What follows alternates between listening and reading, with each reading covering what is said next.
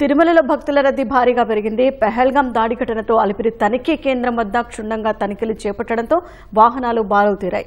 దీనిపై మరిన్ని వివరాలు మా ప్రతినిధి నారాయణప్ప ప్రత్యక్ష ప్రసారం ద్వారా అందిస్తారు. షాహీన్, తిరుమలలో అనూహ్యంగా రద్దీ పెరిగింది. వారాంతం కావడం, అదేవిధంగా 10వ తరగతి ఇంటర్మీడియట్ పరీక్షా ఫలితాలు వేసవి సెలవుల ప్రకటన నేపథ్యంలో అధిక సంఖ్యలో భక్తులు శ్రీవారిని దర్శించుకునేందుకు తరలి వస్తున్నారు. మరోవైపు పెహల్గాంలో ఉగ్రవాదుల దాడి నేపథ్యంలో అత్యంత క్షుణ్ణంగా తిరుపతి అలిపిరి కేంద్రం వద్ద వాహనాలను తనిఖీ చేసిన తర్వాతనే తిరుమలకు అనుమతిస్తున్న నేపథ్యంలో భారీగా వాహన రద్దీ పెరిగిపోయింది. మనం ఒకసారి చూడొచ్చు, తిరుపతి అలిపిరి కేంద్రం వద్ద వాహనాలు తనిఖీ చేసే ప్రాంతంలో ఉన్న ఈ అలిపిరి టోల్గేట్లో వాహనాలను తనిఖీ చేసిన తర్వాతనే తిరుమలకు అనుమతిస్తారు. భారీగా అంటే ఇవాళ ఉదయం 9 గంటల నుంచి దాదాపు 2 గంటలుగా ఇదే తరహాలో రద్దీ కొనసాగుతోంది. ఇప్పటికే నిన్న తిరుమల శ్రీవారిని 64,000 మంది భక్తులు దర్శించుకోగా మరో 26 కంపార్ట్మెంట్లలో తిరుమల శ్రీవారిని దర్శించుకునేందుకు భక్తులు వేచి చూస్తున్నారు.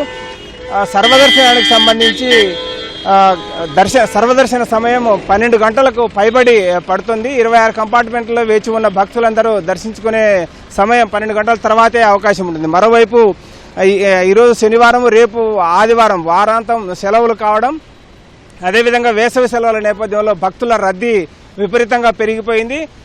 సొంత వాహనాల్లో వస్తున్న భక్తులు కూడా అధిక సంఖ్యలో ఉండడంతో అలిపిరి టోల్గేట్ వద్ద వాహనాలను తనిఖీ చేసే ప్రాంతంలో కిలోమీటర్ల మేర వాహనాలు నిలబడిపోయిన దృశ్యాలను కూడా మనం ఒకసారి చూడొచ్చు. సాధారణంగా ఈ అలిపిరి టోల్గేట్ వద్ద వాహనాలు తనిఖీ చేసే ప్రాంతంలో కొంతమేర మాత్రమే వాహనాల రద్దీ ఉంటుంది. కానీ ఇవాళ అలిపిరి టోల్గేట్ తనిఖీ చేసే ప్రాంతం నుంచి గరుడ సర్కిల్ వరకు వాహనాలు నిలిచిపోయాయి. ఈ అలిపిరి టోల్గేట్ వద్ద 12 లైన్లు ఏర్పాటు చేశారు వాహనాలు తనిఖీ చేసేందుకు.